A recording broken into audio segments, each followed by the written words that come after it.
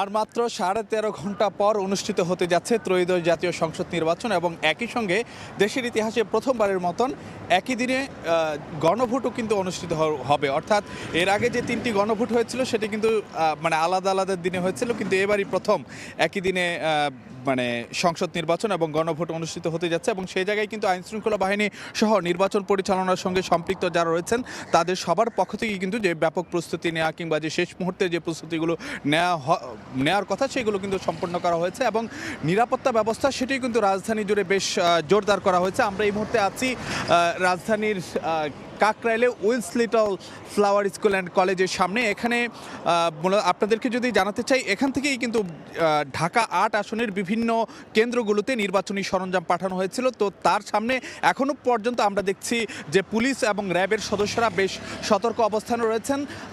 যদিও এখন পর্যন্ত আপনাদেরকে জানাতে চাই যে বিকেল নাগাদ কিন্তু এখান থেকে অর্থাৎ Wills little flower school and college থেকে নির্বাচনী যে সরঞ্জামগুলো পাঠানোর কথা ছিল যে কেন্দ্রে কেন্দ্রে, সেগুলো কিন্তু যে বিকালের মধ্যেই পাঠানো হয়েছে।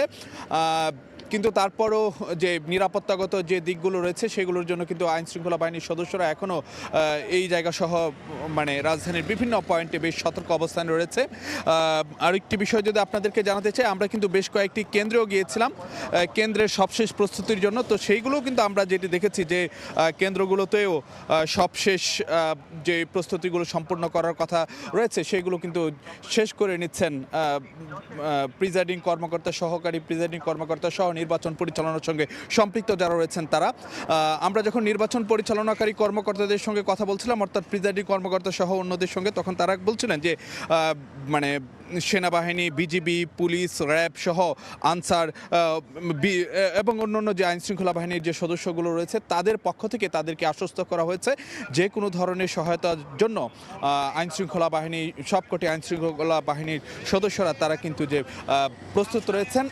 আমরা যদি আপনাদেরকে জানাতে চাই যে এই নির্বাচনে কিন্তু আগামীকালের যে নির্বাচন উপলক্ষে প্রায় 10 লাখের মতো আইনশৃঙ্খলা বাহিনীর সদস্য অর্থাৎ সেনাবাহিনী, পুলিশ, র্যাব, বিজিবি সহ প্রায় 10 লাখের মতন যে মানে আইনশৃঙ্খলা বাহিনীর সদস্য সেগুলো তাদেরকে সারা দেশে মোতায়েন করা হয়েছে। আপনাদের সকলের প্রতি আমার একটি আহ্বান আছে, আসুন এই রমজানে আপনাদের যার যার বাড়ির কাছে মসজিদে সামর্থ্য অনুযায়ী ইফতার নিয়ে পাড়া প্রতিবেশী সকলকে সাথে নিয়ে একসাথে ইফতার করি।